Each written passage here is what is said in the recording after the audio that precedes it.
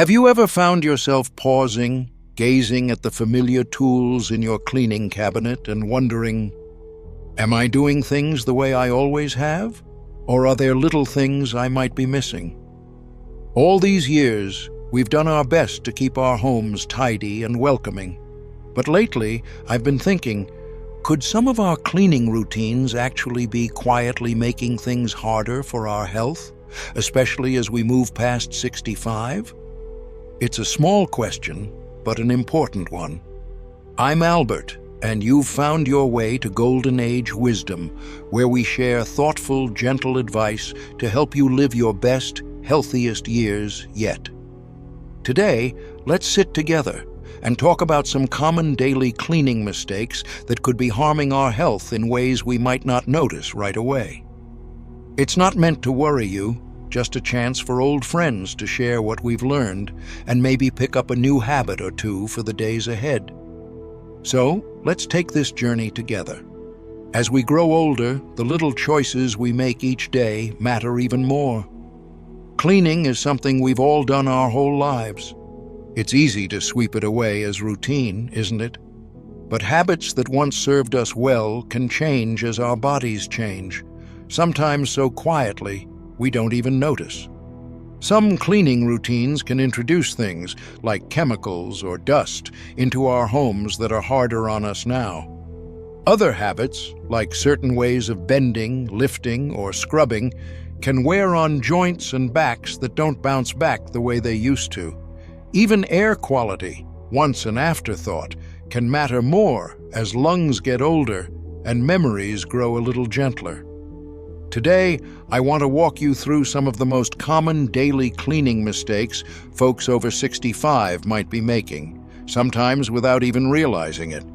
And together, we'll talk about kinder ways to keep our homes clean and ourselves feeling our best in the process. Let's begin with something that surprised even me. Mistake 1. Using too many cleaning chemicals.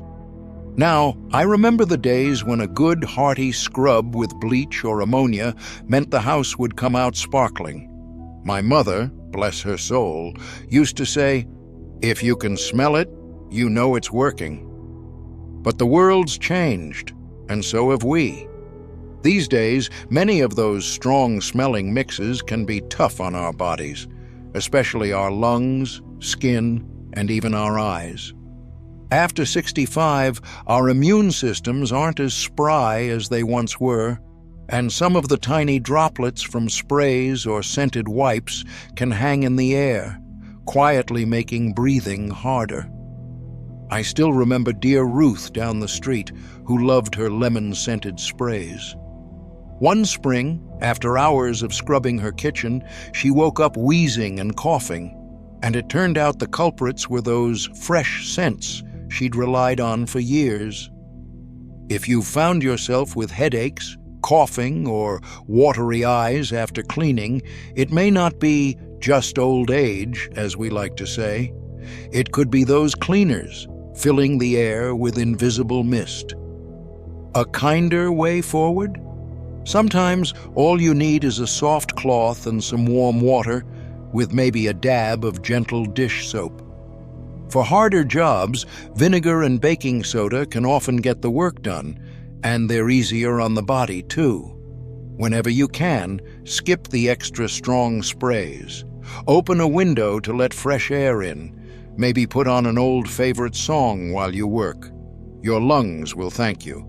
And if you ever have a cleaning tip to share, a favorite homemade cleaning mix from days gone by, drop it in the comments below.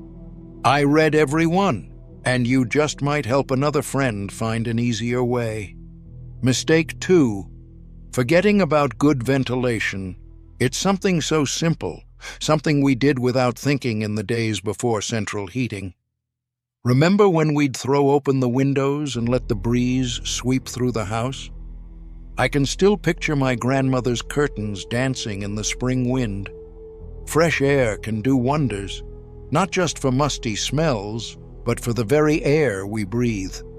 But it's easy to leave the windows closed, especially if we worry about weather or just plain forget. Trouble is, when we clean, the dust, fumes, and little particles can build up, clinging to the air inside. Without a window open or a fan pushing the air out, we're breathing in all those cleaning product fumes and tiny specks. I heard a story about Harold. Every Saturday, he'd polish the family living room top to bottom. But as the years went by, his cough got worse. Turned out he was trapping in all that chemical air, and his lungs just couldn't take it anymore. To avoid this, just open a window. Or, if there's a fan that can pull air outside, flip it on as you clean. Even 10 or 15 minutes can make a difference. If it's chilly, crack the window a bit while you work, then close it up when you're done. It's a quiet change, but it can make the world of difference, helping your home feel lighter, easier to breathe in, and a little fresher too. Mistake 3. Cleaning head to toe instead of top to bottom. This one always makes me smile because almost everyone's done it. I remember as a boy watching my mother sweeping the floors before she'd dust the shelves. I never understood why she'd end up cleaning the floor twice. Later, I learned dust falls down. Cleaning from the bottom up just means you're stirring up dust that'll land right where you just finished. And every time we kick up dust, we risk breathing in those little specks, dust mites, old pollen, and a sprinkle of who knows what from decades gone by. My friend Dorothy, sharp as a tack, likes to say, "If you want your house to shine, let gravity do the work for you." She starts with the highest shelf, the tops of the curtains, or, if she's feeling fancy, the top of the grandfather clock. Only after the dust has settled does she sweep or mop the floors. Not only does cleaning from top to bottom save effort, it helps keep those fine particles away from eyes and lungs. Especially if you use a damp cloth instead of a dry duster, you trap more of the dust so it doesn't land back in the air. It's a small change, and it makes things easier on your body and on your breathing. Simple as that. Mistake 4. Lifting heavy buckets or furniture alone. I know the feeling. There's a sense of pride in doing things yourself. After all, we raised children, struggled through storms and sickness, and saw our way through decades of hard work. A heavy bucket or a stubborn chair. What's that compared to what we've already weathered? But I've seen too many friends, Bill comes to mind, who injured their backs trying to move the couch or carry a sloshing pail of mop water across the living room. These injuries take longer to heal as we get older, and sometimes they leave their mark for good. It's tempting to push through, just like we always have. But sometimes wisdom means admitting when to pause. Invest in lighter, smaller cleaning buckets, ones you can carry comfortably in one hand. Skip moving heavy furniture alone. If you have to move something, use furniture sliders or ask a neighbor or family member for help. People like to feel useful too, sometimes more than we think. Or do as Ruth does. She sets aside the biggest chores for when her granddaughter visits. It turns the job into a chance to chat, and nobody feels left out. Cleaning shouldn't be a battle. Let the tools do the heavy lifting, and give yourself permission to call in a little help. Mistake 5. Hanging on to old sponges and cloths. It's easy to hold on to a familiar sponge, one that fits the hand just right, with years of dishwashing memories tucked inside. But over time, those old sponges and cloths can quietly collect germs, hidden ones you can't quite wash away. Some of these tiny troublemakers just get stronger with each rinse, and the next time you swipe across a counter, they spread where you don't want them to be. Take a tip from dear old Mabel, who loved to knit her own dishcloths. She'd set a reminder, every 2 weeks, trade the old for the new. And if a cloth looked tired, into the rag bin it went, no questions asked. If you're not sure, Sniff your sponge after washing. A strange smell means it's time to say goodbye. Pop sponges in the dishwasher regularly if you have one, or soak them in boiling water. Or opt for disposable wipes now and then. Sometimes it's worth it. A little routine here, a fresh cloth, a clean sponge, means a lot less risk for colds, tummy bugs, or worse. You'd be surprised how far that little bit of change can go, especially when company comes over. Mistake 6. Skipping glove.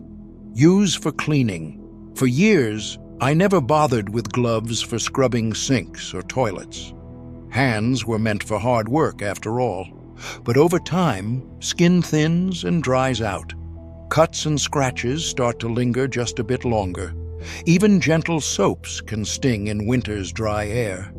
Without gloves, the tiny cracks in our skin can be open doors for all sorts of things, from cleaning chemicals to bacteria. One winter, I had a nasty rash that lasted weeks, all from cleaning out the bathtub without gloves.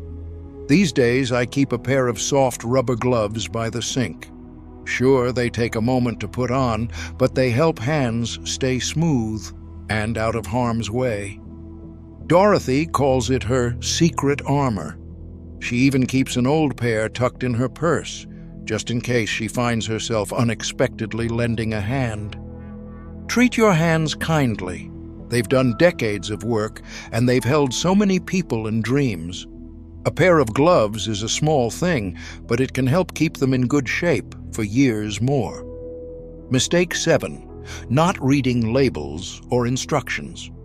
It's easy to stick with what we know. A bottle is a bottle, and a mop is a mop. But companies change their formulas over the years, sometimes adding new scents, new chemicals, or making things stronger than before. Labels that used to be easy to read can be confusing, with tiny print and words we'd never use in the kitchen.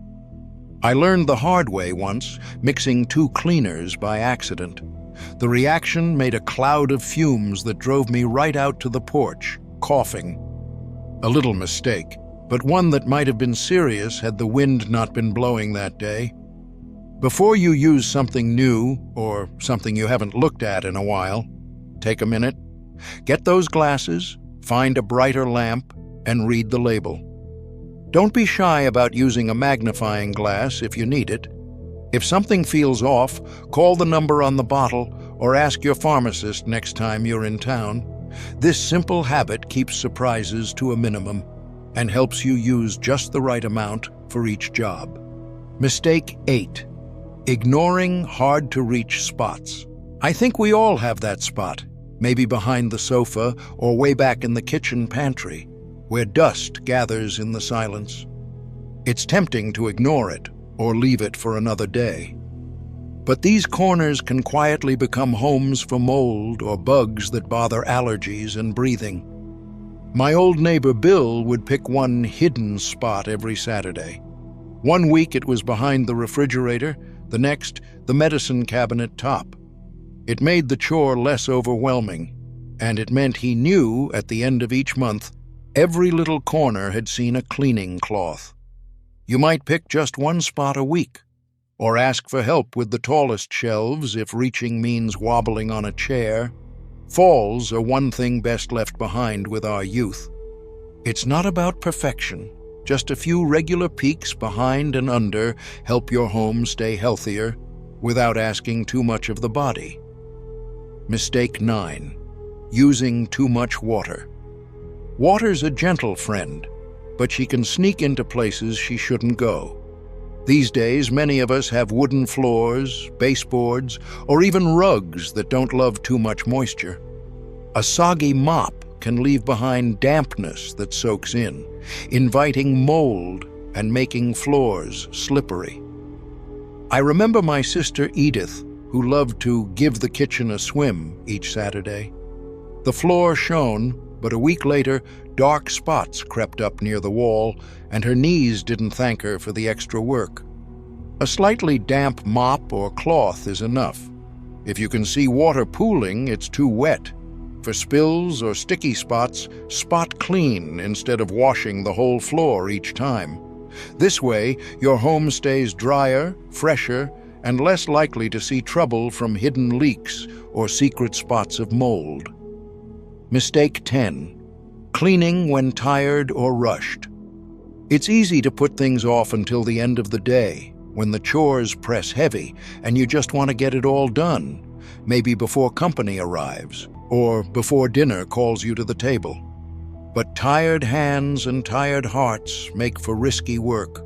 More bumps, more slips, more accidents. My friend Harold once insisted on cleaning the tub after a long afternoon in the garden. Halfway through, he slipped and spent a week laid up with a sore hip.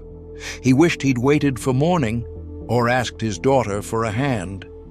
If your energy is low, pick one small task and leave the rest for later. Your home loves you best when you're well-rested and steady on your feet. Mistake 11. Relying on old, broken-down tools. Sometimes we hold on to that battered old broom or the sagging mop with threads going every which way. But these tired tools can actually make the job harder, spreading dirt instead of lifting it, or leaving streaks where you want shine. Replacing a brush or mop head every year or so, depending on use, can lighten your work and help your cleaning do what you intend it to. Most stores carry lighter, easy grip designs now too, kinder on hands and wrists that remember a few too many winters. Mistake 12. Not cleaning or emptying the vacuum properly. Vacuuming keeps the dust and crumbs at bay, but if we let the bag or canister fill up, all that dust ends up back in the room again. Some days, I admit, I'd rather let the bag fill just one more time, but if you notice a funny smell or weak suction, it's past time for a fresh start. One trick: I leave a reminder on the fridge. Every 2 weeks, check the vacuum. If it's half full, empty it out. That way, it always works at its best, and I'm breathing less dust. Mistake 13. Overlooking safe storage for cleaning products. The old habit was to tuck bottles under the kitchen sink or behind the bathroom door, often right next to the dish soap and spare light bulbs. But as the body's less steady on its feet, those hidden bottles can become a hazard, hard to reach, easy to trip over. Now, I keep just the essentials where I use them most, on a shelf I don't have to bend to reach, properly labeled with the lids tightly closed and away from anything we might eat or drink by mistake. If you live with grandchildren or friendly pets, the higher, the better. Out of sight means out of trouble, and out of mind, too. Mistake 14. Ignoring allergies and sensitivities. As the years go by, our bodies can grow more sensitive, not just in spirit, but in skin and breath, too. A new cleaning product might suddenly trigger sneezing, itching, or even a rash, when for years we never gave it a second thought. When you notice red, itchy spots, or feel your chest tighten after cleaning, take a second look at the product you're using. Maybe try an unscented or hypoallergenic version, or switch to milder options like vinegar. Our needs change. Listening gently to your body keeps you safer, and more comfortable too. Mistake 15.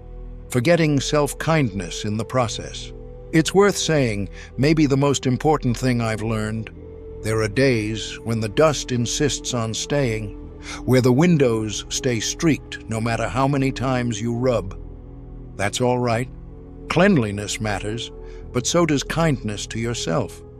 Some days it's enough to just straighten the pillows and call it a day.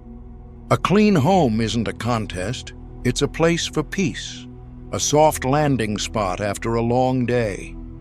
If there's a little habit or trick you found that helps you clean smarter, not harder, why not share it below in the comments? We can all use a fresh idea told with a neighbor's wisdom. Let me gently remind you, if you've found these thoughts helpful or comforting so far, Consider subscribing to Golden Age Wisdom or giving this video a gentle like. It helps our little community grow and means you won't miss our next visit together. So, as we reach the end of this conversation, remember, cleaning your home is an act of love, a kindness to yourself and those you care about. But it shouldn't come at the cost of your health or peace. Think of these tips the next time you reach for a sponge or a spray. Maybe pause for a breath, remember an old story, or shift one small habit. The goal isn't perfection, but comfort. A home that helps you rest and dream, surrounded by the memories you've made. I hope you'll share your own wisdom. Maybe an old cleaning song from your childhood, or a trick passed down from a grandmother with clever hands. I read all your stories, and each one reminds me how much we still have to learn from each other. Before you go, do let me know in the comments, what's one little habit you've changed to make cleaning easier or kinder on your body? Or, if a memory bubbled up during our chat, I'd love to hear it. And if you know a friend or neighbor who might enjoy this, why not share the video their way and brighten their day too? Don't forget to like and subscribe so you won't miss our next golden moment together. Until then, take care, be gentle with yourself, and remember, every little choice adds up to a home filled with comfort, health, and warmth. Thank you for spending this time with me, and may your days ahead be light, bright, and full of gentle joys. Goodbye for now, my friends.